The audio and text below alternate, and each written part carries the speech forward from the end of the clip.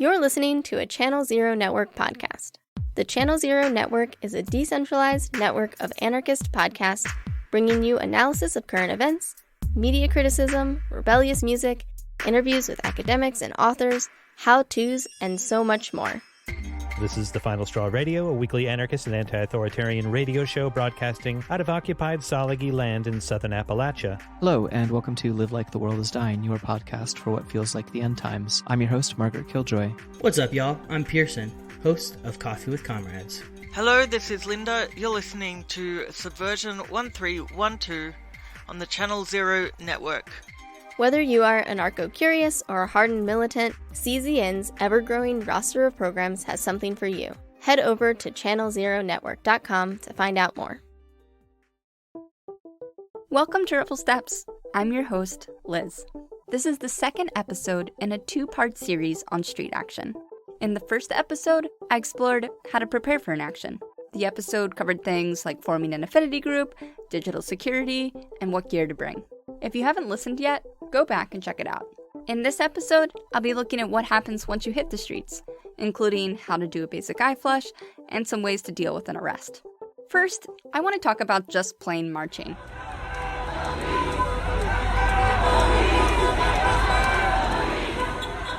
There are plenty of things to do as a participant that make a march a little more effective and maybe a little more fun. If you're part of a permitted march, you'll likely stay on a designated route and hopefully won't have much interference from police, though that is increasingly less true. If you're in a non-permitted march, you might have more to worry about, and this will be more applicable. One of the easiest ways to participate in a march is just by joining and leading the chants. If there aren't many organizers or megaphones, you may find yourself in a quieter part of the march. Chants will fire up the march and also communicate to bystanders what's going on. Chants also bring the march together, creating a unifying and emotional atmosphere.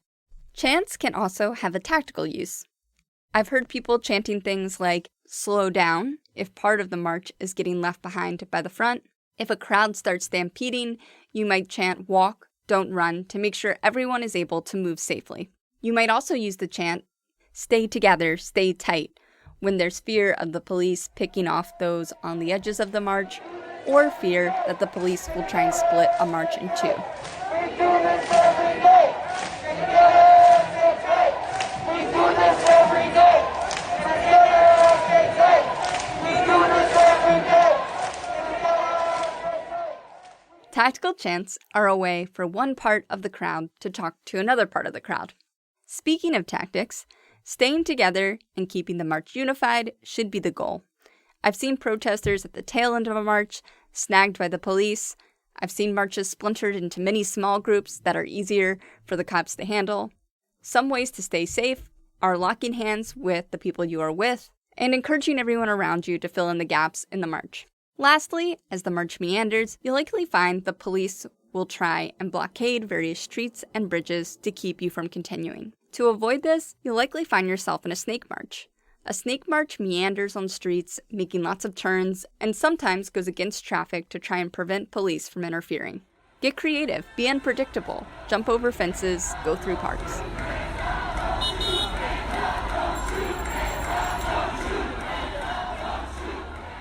Hey, I'm Will. I've been involved in anarchist organizing for about 3 years in New York, and I love riding my bicycle. Last episode, I talked about scouting before an action. You can also scout during an action, and doing so can provide some essential support. Scouting can be really crucial, but it also involves a lot of moving parts. Any march, you already have a problem of coordination, which is there are hundreds, thousands of people trying to walk together. You have to think about scouting as like trying to bring relevant things like, where are the police? What kinds of barricades and obstacles might be around us? Is there imminent danger? The simplest form of this is scouting in front of the march a few blocks or something and see riot cops arriving. And so you rush back to the march and yell at the top of your lungs, there's a bunch of riot cops in front of us. That's like one form of scouting. If you want to get more advanced, then you might have scouts in front of a march, behind a march, on either side of the march, and communicating with people remotely, it's good to know what you're coming into, and scouting can help with that. Will walked me through what this might look like based on their experience. Often there will be a team of people maybe who get together and say, okay, I'm going to be one avenue to the west, and the other person is going to be one avenue to the east or something. Maybe we know which way the organizers are trying to lead the demonstration, and we try and keep eyes on, these parallel streets. Riot cops in New York will often trail people on parallel streets and things like that, and knowing where the police are can be very good. So sometimes I will also just camp out across from a big staging area, where there are like 10 or 20 police vans and things like that. And if I see them leave, I can follow them, and I can write people and say, looks like they're deploying, expect police reinforcements to arrive. While some scouts will be around the action, having an off-site support person as well can add context to what scouts are seeing. If you've ever tried to follow social media in the middle of an action, you will find it's quite difficult. That's a bit of an understatement. So if you have somebody off-site, they can be sitting there and looking at cop radios. At least in New York, there are all sorts of people who are listening to cop radios and reporting who's going where. The strategic response group, which is like the worst New York riot cops, where they're being deployed to. That can be really good to have. You can also have somebody with a map. Some people have good spatial awareness, other people don't. And just to be able to know, like, okay, there are cops 5 blocks in front of you and 2 blocks west or something like that, may not mean much to somebody on the street. But if you have a good idea for where the march is and how things are moving, then you can report that. And that can be really valuable. If you're at an anti-fascist mobilization, there are actually a lot of MAGA types who really love live streaming. And they also love coming over and provoking counter-demonstrators. So an off-site person can actually sit and say, okay, the MAGA demonstrators are at this location, or maybe they just announced they're heading your way, something's going to happen, so watch out. One other consideration is that if you have this kind of comm structure with scouts and off-site people, obviously this is a lot of infrastructure and it depends on like how much preparation time you have and what kind of formation you're working with. One thing that is often done is you strictly separate scouts and people who are in the march, because you don't want to necessarily have your scouts get picked up by the police, for example, and having people on foot around a march and having people on bikes who are not easily identifiable can add an extra level of safety. Scouting is one way Will has participated in actions on a bike, but they also wanted to share some other ways bikes can assist in street actions.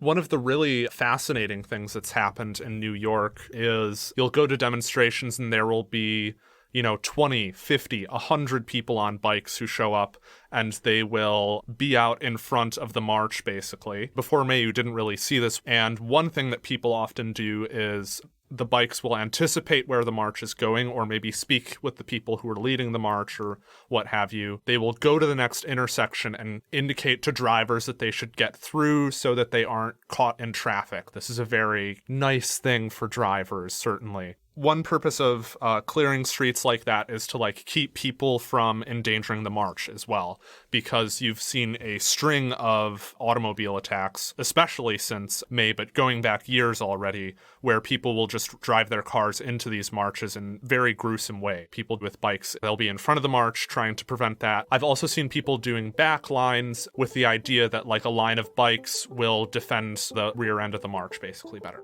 Another thing that somebody can do on a bike is stop a street from moving, basically. Several cyclists could block a street. And if you block a street, you could maybe not block police vans. That might be quite dangerous, but maybe you're, up half a block or something, blocking the cars in front of the police vans. You can actually keep the police from arriving at the scene if you wanted to. So if you're in a city, hop on your bike or recruit some bike friends to assist you.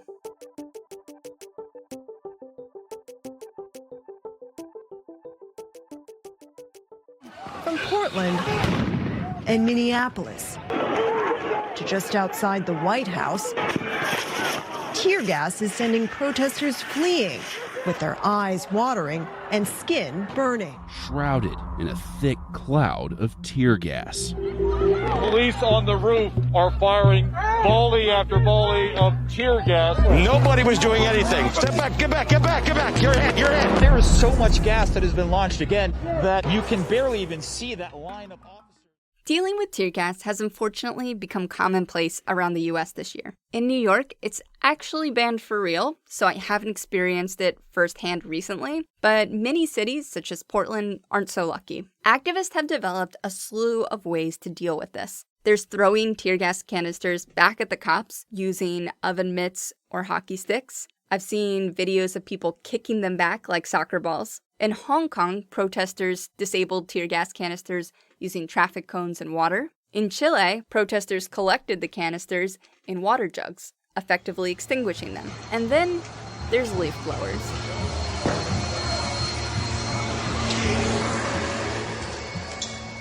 In Portland, activists used leaf blowers to push the gas back towards the cops and diffuse it so it was not as concentrated. Whatever method you choose to use, it always helps to think through what it will be like.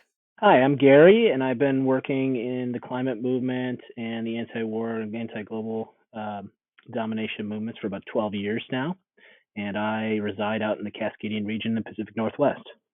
Gary, from the last episode, shared his experience.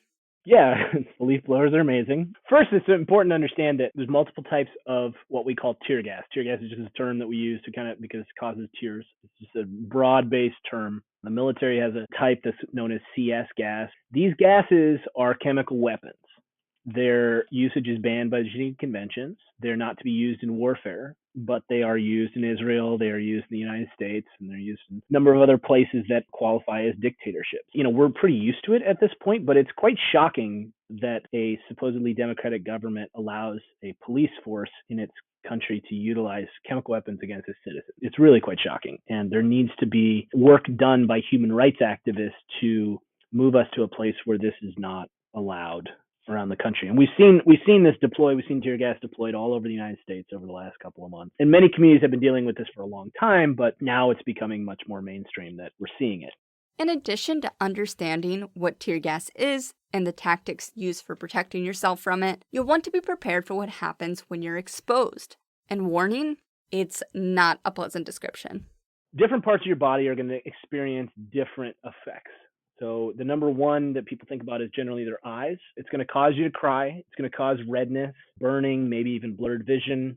The next thing is your skin. It can burn your skin. It can cause rashes on your skin, depending on the amount of exposure. If you get it in your mouth, it's going to cause a lot of irritation. You can have burning in your mouth. It can make you drool. In your throat, it can make it difficult to swallow. Your nose is going to probably run. It's also going to burn. You may have some swelling anywhere where you're ingesting things.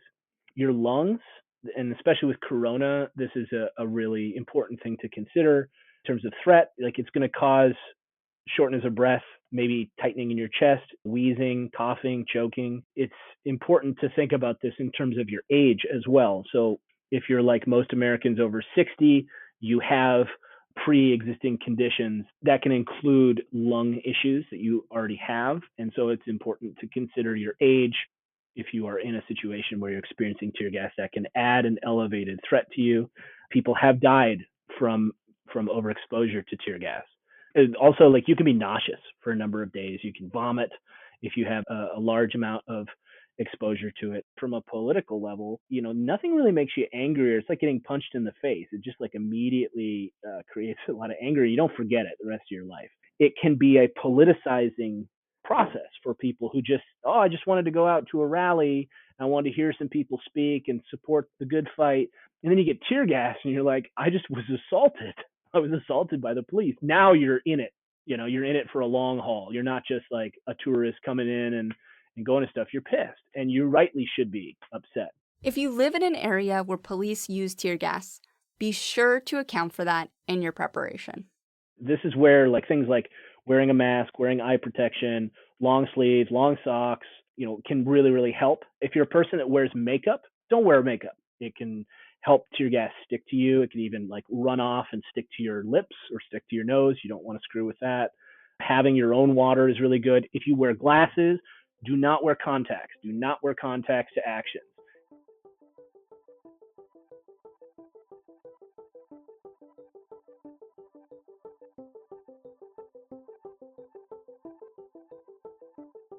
You can call me M. I use they, them pronouns. I'm part of a street medic collective. I've been running as an action medic in various capacities for the last 3 or 4 years. In addition to that, myself and other folks in my collective do a variety of other medical work in the streets. We provide medical care at jail support, distribute harm reduction supplies, and work with houseless folks to get their needs met. As street medics, we also do a lot of skill sharing and training. A lot of my own medical knowledge comes from older, more experienced medics in my collective and older, more experienced folks in the broader street medic community. There are a lot of us across the country that share a lot of knowledge in various different ways, and we try to spread that knowledge where we can. As street medics, we sort of believe that in democratizing and decentralizing medical care is part of a larger project of collective liberation and abolition. Basically, we try to arm folks where we can with as much knowledge to care for themselves and their communities as possible. While knowing tactics for disarming tear gas canisters is one way to prepare for chemical agents, it's also a good idea to have some knowledge of the medical way to handle them. Em walked me through doing an eye rinse, but before they get into the details, they started by explaining how an eye rinse works. The eye flushes that we use to treat chemical weapons are mechanical flushes, like the eye flushes that are in chemistry labs. So those like eye flush stations, the like bright yellow like bowls that shoot water, water. Basically, we use pressurized water to force the particles of pepper spray or other chemical weapons or whatever is irritating people's eyes out of the eyes. That's it. Pepper spray is just an irritating chemical, and water, which isn't irritating, pushes it out of people's eyes. A lot of people seem to think eye flushes are sort of magic somehow. People think that this substance or that substance will deactivate pepper spray or like counteract it or like do some like secret mystical magic, but that's just not how it works. Eye flushes are literally just physics. Like they're not magic. They're not even chemistry.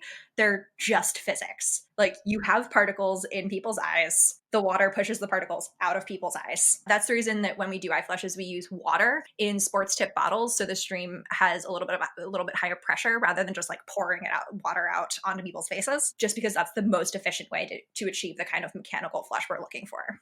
I think a lot of misconceptions come from the idea that you're doing a chemical reaction on someone's eyes, and that just isn't the case. You are merely washing something out. With that explanation out of the way, let's talk about the details of how to do an eye rinse. For an eye flush, you need 2 things. You need a sports tip water bottle and you need nitrile gloves. I say nitrile rather than latex because some people are allergic to latex. You don't want to have somebody who has just been pepper sprayed have an allergic reaction to your gloves. That makes nobody's day better. It's also a really good idea to practice this kind of thing with a comrade before doing it at a protest. In high pressure situations, when your adrenaline's pumping, it's much easier to remember things that you've already done with your body than trying to learn new skills that you've just read about or like seen videos of on the fly. So if you see somebody getting pepper sprayed, the first thing you do is approach them, offer your help, and gain their consent. I would do that by saying something along the lines of, hey, I'm a street medic. I have water to flush your eyes. Can I help you? Make sure you don't touch people or don't start treatment until the person consents to it.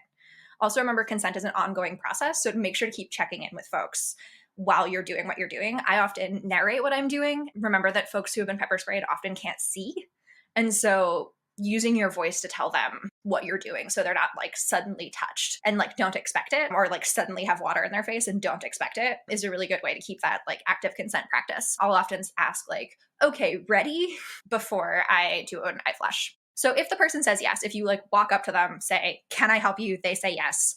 Then you put on your gloves. This is really important to keep whatever's on your hands off their face and whatever's on their face, like pepper spray, off your hands. While you're putting on your gloves, make sure to ask the person if they're wearing contacts. It's really easy to forget this, but it's hugely important. An eye flush, because it's a mechanical flush, like we talked about, can push someone's contacts back into their eyes, and those are contacts covered in pepper spray. So that can cause some pretty serious injuries. So it's always important to ask people if they're wearing contacts before flushing their eyes. If the person's wearing contacts, give them a spare glove. So you should have more than 2 gloves when you're doing this. Give them a spare glove. Tell them to take the contacts out with their glove. If the person's wearing glasses, take their glasses off and hand the glasses to the person. Protests can get really chaotic, so it's important people always have their glasses with them, because sometimes you'll get separated from people and you really don't want to end up with somebody's glasses and not know where the person is. They can't see. It's a whole mess. So take their glasses off, hand the glasses to the person. So after you've dealt with that whole like eyewear situation, ask the person to kneel. Ideally, you want to have them put their hands under their legs, or at least keep their hands on their knees. This prevents them from rubbing their eyes and getting pepper spray everywhere. After the person is sitting, is a great time to affirm consent. Make sure you're narrating what you're doing. So at this point, you're going to open the person's eyes. So you're going to tilt their head back and slightly to the side of the first eye that you're going to flush. Hold the eye open with your gloved fingers. Basically, you sort of pinch their eyebrow up or like pull their lower eyelid and their upper eyelid in opposite directions. You just want to pull their eye open. Their eyes are going to be really tightly closed. It's really hard to get people's eyes open after they've been pepper sprayed. So you want to pull the person's eyes open. Aim your bottle of water at the bridge of their nose, and then spray a stream of water with as much pressure as possible from the inner point of their eye, where the tear duct is, to the outer edge. The goal is to get the pepper spray out of the person's eyes. So you want to spray it so their head is angled slightly down, and you want to spray the water in that downward angle away from their other eye. So then you're going to do the same thing on the other side. So retilt the person's head, open their other eye, spray the water in the other eye, and then tell the person to blink. If they still can't see, repeat the process. Tilt head, hold the eye open, spray on both sides, blink until they can see. Usually, especially if somebody got hit really directly, it's going to take at least 2 or 3 flushes. I've definitely had situations where I flushed somebody's eyes 4 or 5 times and they're still like, oh my God, it hurts so much, which is going to happen. Again, eye flushes aren't magic. You can keep flushing the person's eyes, keep telling them to blink. Their tears and the eye flush will drive the pepper spray out. Slowly, their sight will come back. Folks who maybe got hit less directly might only take 1 or 2 flushes, but don't get freaked out if somebody still can't see after the first flush.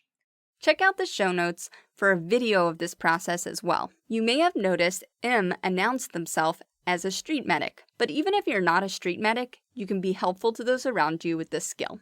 Knowing how to do an eye flush doesn't make you a street medic. I totally have comrades who aren't street medics that have done eye flushes in the street when there were no street medics around. That's part of the reason why we teach this skill to literally everyone we can get our hands on, is because it's a really easy skill to do. It's easy to do right, and it doesn't make you a street medic. And carrying a water bottle for eye flushes is something that honestly everybody should do, because it takes the strain off medics in those sort of high pressure situations when there might be other problems that we need to be solving. Somebody who's not a street medic shouldn't be dealing with the head wound, but if I'm treating a head wound and somebody else gets pepper sprayed, I would love for there to be somebody else who knows how to do an eye flush, you know? But as far as language, saying things like, hi, I have water, I can help you.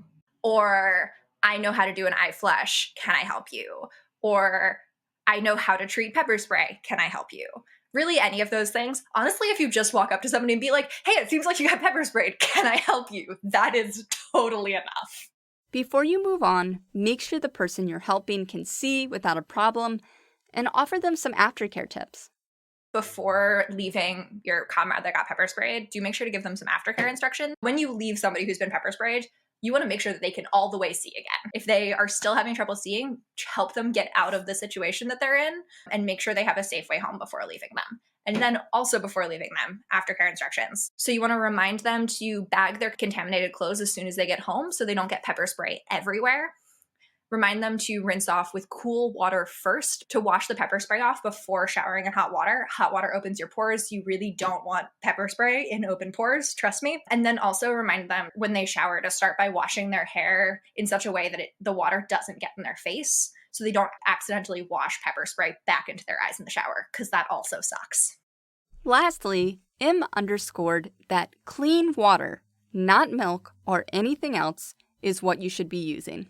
Some people, they'll say oh, well, somebody flushed my eyes once with milk and it helped so much. And the reason that that is true is because other substances do the same thing. Other liquids can also perform a mechanical flush, but there are risks with those liquids. Some people are allergic to milk. Cops have been known to target people for visible milk stains on their clothes because it indicates that they've been at protests. Milk sours in the sun and then smells, and no one's allergic to water.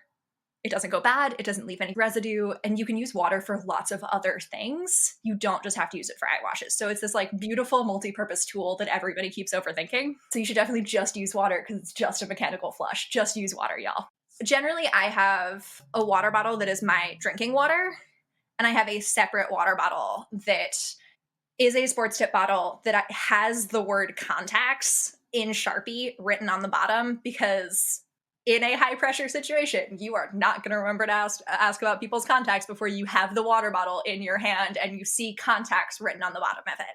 And that's also a really good way to demarcate this is my eye flush bottle and this is my drinking water bottle, because you don't drink out of the bottle that says contacts on the bottom. Also, some people will mark their bottles with just like eye flush only or something like that on the side. While M mostly referenced pepper spray in this example, this is also the method to use for tear gas. So the thing with tear gas is a little bit more diffuse. If you're in a place that's gotten tear gassed, everybody has gotten tear gassed. It's also a less intense experience. It still sucks, to put it mildly, but it's sort of different from pepper spray, where somebody walks away from being pepper sprayed and they literally can't see. Sometimes that will happen with tear gas, but it's not as often. And yes, this totally also works with tear gas because, again, tear gas, just like pepper spray, just like any other kind of chemical weapons the cops use, is just a chemical irritant. And so the best way to deal with a chemical irritant is the way that chemists in their labs are dealing with it all the time, which is just get it the fuck off. And that's the best way to deal with it.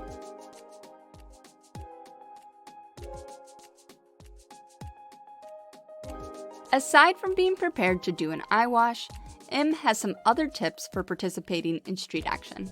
So the first thing everybody should be doing at a protest, medics and non-medics alike, is making sure that you have what you need to keep yourself safe. So that means closed-toed shoes with good ankle support. I wear steel-toe boots, but that's just because I'm kind of a punk. The last thing you want in a riot is a sprained ankle because you tripped over the curb. Appropriate clothes for the weather is super important. The more things that you can prevent, including weather-related illnesses, the fewer things that street medics have to deal with. Street medics love being bored. We have running jokes in our communities about how bored we are, and we love it. If everybody's fine, we just stand around and it's kind of great. Right now, obviously, a mask plus 1 or 2 spares for yourself. Prevent COVID, keep your nose warm, stay off camera. And then also, if there is risk of encountering chemical weapons, your mask will get fucked up. You don't want to use that mask again, so bringing spares is a really great way to take care of yourself. So that also means anything adaptive for you to stay your sort of healthiest, most supported self. So that means asthma inhalers, medications that you need in their marked prescription bottles so that they won't cause problems if you're searched or arrested. Glasses, not contacts. Please don't wear contacts or eye makeup to protests. You're going to hate it if you encounter chemical weapons. I promise. It's going to be eyeliner plus pepper spray is going to be the worst thing you've ever felt, probably. So just don't do that to yourself. Ideally, also spare glasses. If glasses are something you need to see, because if something happens to your original glasses, you want to have those. Also, if you wear hearing aids or use assistive devices or any braces you need to make sure that you're staying your healthiest, most supported self through a long day. That also definitely means drinking water for yourself. Lots of it, as well as a spare water bottle that you can give away. I think that something people don't value enough is how much water they should bring. Bring more water than you think you need. Also, a snack is great. Maybe also a snack to give away to a comrade. It's starting to get cold out, so hand and foot warmers are also nice. There's a phrase that one of my medic comrades uses that's just "copper's gonna cop." And basically that phrase means that any kind of would, could, should fails to account for the fact that police are violent and erratic. So I put together sort of a top 5 list for the copper's gonna cop situations of things that folks who aren't medics can carry. So the first 2 things on my copper's gonna cop list are Narcan. Narcan is a drug that quickly reverses an opioid overdose. With insurance, it usually costs between $10 and $20. So I say Narcan because Narcan is absolutely life-saving, cannot be improvised, and it's easy to learn how to use. Narcan trainings take 15 minutes, require no special skills. In my opinion, everyone should carry Narcan all the time, including to protest, even if you're not a drug user, because there are so many deaths that can be prevented. A professionally manufactured tourniquet is the second one. A tourniquet is a device that can be used to stop blood flow if someone has a wound on a limb. Everybody should learn how to use these. When you get a professionally manufactured one, they're super easy to use. They're relatively hard to improvise. And then like Narcan, they're totally life-saving. The sort of standard tourniquet is North American Rescue's cat tourniquet. They're sort of considered the best pretty widely. If you can spare the $30 and can get somebody in a local street medic collective or wherever to train you on how to use them, it's a really wonderful thing to have. Because if you want a tourniquet, you really want a tourniquet. It's not one of those things that there's ever middle ground on. Then the other three things that I have here are non-latex gloves, spare bandanas, and gauze or bandages generally. The reason I say non-latex gloves, ideally nitrile gloves, is because if you're planning on doing eye flushes or using a tourniquet, non-latex gloves are what you use to keep yourself safe. They prevent the spread of bloodborne illnesses. One of the key tenets as a street medic to keeping yourself safe is making sure to have body substance isolation, BSI, that's what gloves are, to make sure that you're staying safe and healthy even while you're treating your patients. I have been in situations where I have seen an injury that I knew how to treat and didn't have any gloves on me, and it is the most helpless I've ever felt. Don't be like me, always carry gloves. So spare bandanas, because they're useful for everything. As a medic, I carry several because I can use them for everything from splinting to hand washing, even bleed control in a pinch. I would rather not use a bandana for bleed control, but it totally works. So before doing any of those things, folks should definitely get more training, but carry more bandanas, because if your local street medic needs more bandanas, being able to be the person who's like, I have 3 in my backpack, we're gonna love you forever. And then also, like, whatever, blow your nose, wash your hands, like wipe up your like little tiny scrapes or whatever. Great things to have. Same thing with gauze and bandages. If things go really badly, having more of them is always better than having less. And it also means that you can take care of your sort of like minor cuts and bruises by yourself. They're also great like hand and face wipes. I've totally used gauze to help folks clean up after they've been pepper sprayed, because like their skin will be hurting, and having something to wipe that down with can be really helpful. Lastly, M just wants to remind you one more time about the importance of water. Please carry more water. Water washes out wounds. Water keeps people hydrated. Water flushes eyes. So if you're going to carry just one thing, please, please, please, please, please, please carry more water. Carry more water than you think you need. Drink a lot of water. Tell your friends drink more water. Carry more water. Yes, just water. Water all the time.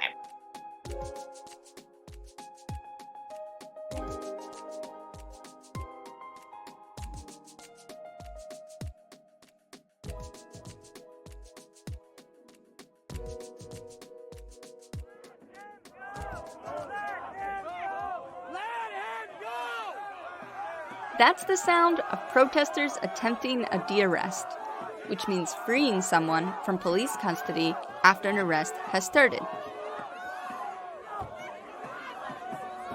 Oh, they're opening the car. Oh, shit. And that's the sound of success. Protesters opened the door of the police car on the other side of the car from where the police were, releasing the arrestee. You may have seen these types of videos coming out of Portland, Chicago, and elsewhere. It's important to note that this is highly illegal. On de-arrest, CrimethInc writes, quote, "De-arrests are risky and can result in much higher charges than the original arrest. It is not a tactic to employ lightly. However, if the balance of numbers and power are in the demonstrators' favor, successful de-arrests can show the state or federal mercenaries that it is not worth grappling with a group of protesters, convincing them to switch to dispersal tactics." End quote. Gary also advises caution and doing your research. I would never advise anybody to do anything illegal. It can be quite dangerous. You're dealing potentially with armed individuals who are doing the arresting. They generally don't arrest people by themselves. It's not like one cop is doing this. It's usually a group of them. There's a lot of videos online that you can watch, not just from the United States, but all over the world. There's some really fantastic de-arrest videos. But I will say that there's more of us than there are of them. What we are trying to do often is draw a moral distinction between their behavior and our behavior. And if we outnumber them and people don't back off, police are trying to retreat. Police do not like it when crowds of people or individuals get behind them. So if they fear any possibility of being surrounded, they're going to abandon their police vehicles. They're going to move back. They're going to regroup. So there are moments in those spaces where you can potentially protect your people. All these things are a risk, and police do try to target quote unquote leaders. In their theory, if they can remove the commanding officers of the movement, as if we had any, then the movement falls apart, right? In a lot of our social movements, we are grassroots organizing. We believe that a leader is someone who creates more leaders. So if we can disperse leadership, then they can't arrest us all. They can't stop the action from happening. The more dispersal of leadership, I think the less you're going to see targeting of individuals who are perceived by the state as ringleaders. Check out the show notes for more information and videos. De-arresting isn't something that's going to happen often, and even when staying together and attempting to keep each other safe, sometimes people will get arrested. If you see someone arrested, make sure a representative of the National Lawyers Guild, usually known by its acronym NLG, sees it, and make sure someone has their name and birthday. Get the arresting officer's information. If there's not off-site jail support to reach out to, you may need to leave the action and start the jail support process. For more on jail support, check out episode 6 in our first season. If you are the one being arrested, there are a couple things to remember. First, if you're not sure what's going on, ask if you are free to leave. If the officer says yes, calmly walk away. And maybe that will be the end of it. If you are under arrest, you have a right to ask why. After asking why, no matter what's going on, don't talk to the cops. State that you wish to remain silent and ask for a lawyer immediately. Do not say anything or sign anything without a lawyer. Cops can lie to you and trick you. You will not be doing yourself or anyone else any favors by speaking to them, even if you think you did nothing wrong. I recommend reading the pamphlet, You Have the Right to Remain Silent, a Know Your Rights Guide to Law Enforcement Encounters by the National Lawyers Guild. It's a quick overview of dealing with different law enforcement agencies. For more on why you should never talk to the cops, check out Rev Left Radio's episode, Red Hot Take, Don't Talk to the Cops. You can find links to those in the show notes. Secondly, if you're arrested, the cops will likely use zip ties as handcuffs, which they can make painfully tight. This can cause your hands to lose circulation and can even cause nerve damage. If your zip tie handcuffs are too tight, you can ask the cops to undo them and redo them looser. You will probably have to be persistent, but if you're losing circulation or in acute pain, you should make them aware. If you're arrested as a group, you can help each other by advocating for your co-conspirators. One of the more challenging things for me is handling conflict with participants that are in the same march. For example, here in New York, I saw protesters scold other protesters for being too anti-police. This was confusing and disorienting because all of us were in an anti-police protest. I asked Gary for some advice. First, he recommended working with people you know as one way to avoid this. Here's an easy way to avoid this. Do actions with your affinity group where you've already had these conversations with them. And of course, this is limited, right? You can't do mass actions. You can't have direct relationship with 1,000 people. If you're trying to do like direct actions, blockades and shutdowns of things, like you can control this by identifying good people, building relationships with them, and doing small actions with those people.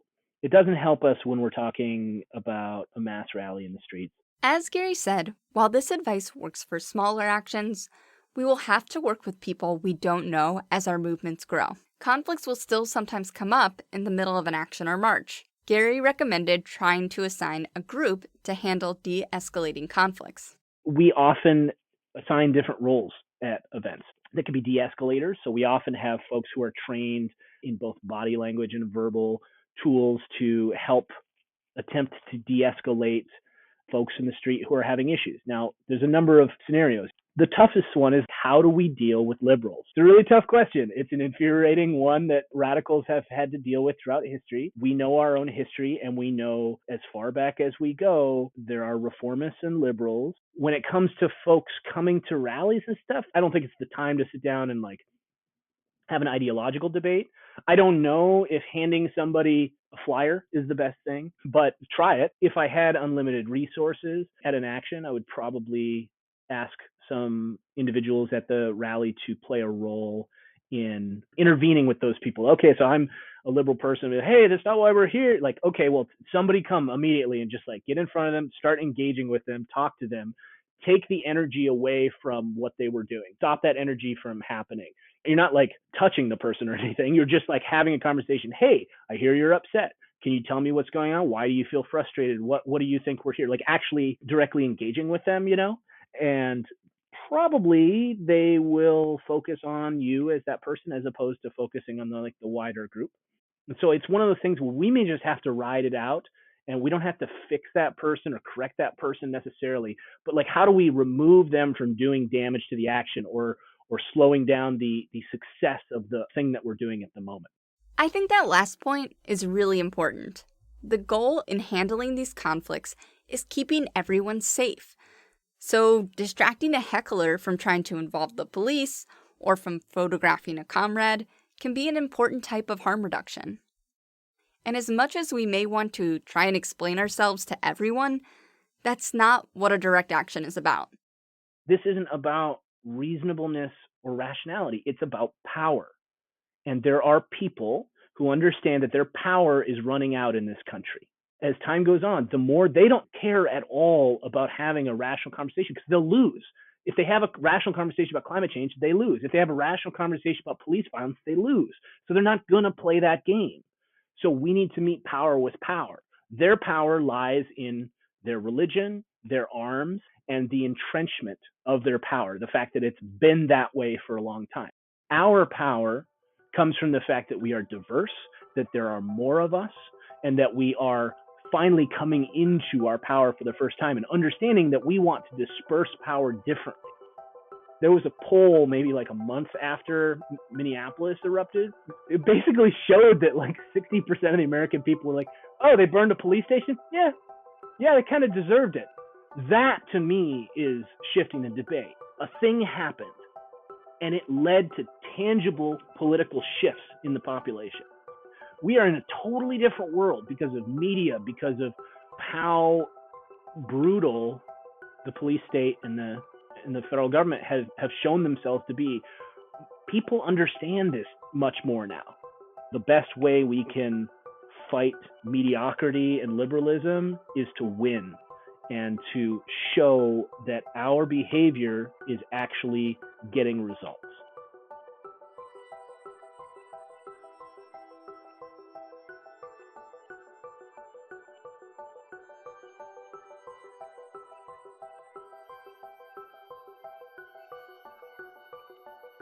This episode is not an exhaustive list of tactics. I recommend reading about the experiences of activists around the world. And I recommend getting creative. The state adapts to new tactics, so we'll need to keep evolving. Also, each community will need different tactics to handle their particular terrain, physically and politically.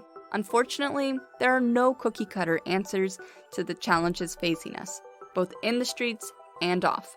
But as always, we can keep learning, integrating new ideas, and taking that next step toward a better world. You've been listening to Rebel Steps. I'm your host, Liz. Believe in yourself, trust one another, and get organized.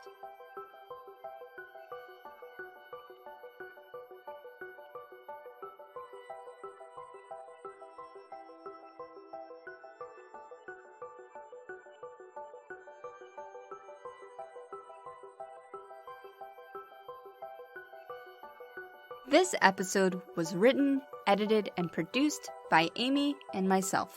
Special thanks to our interviewees, Gary, M, and Will. For more resources, check out the show notes for this episode on RebelSteps.com. If you enjoyed this podcast, please consider supporting us on Patreon or sharing this episode with your friends or via social media. This podcast is part of the Channel Zero Network, an anarchist podcast network run by radical media makers.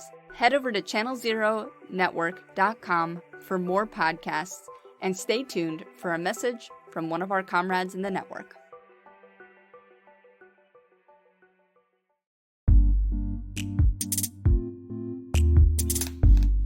Hello, and welcome to We Will Remember Freedom, a monthly podcast of anarchist fiction. I'm your host, Margaret Killjoy. Hello, and welcome to Live Like the World is Dying, your podcast for what feels like the end times. I'm your host, Margaret Killjoy. Hello, and welcome to the jingle for both of my podcasts. I'm your host, Margaret Killjoy. You can find my podcasts wherever you get your podcasts or get them from the Channel Zero Network.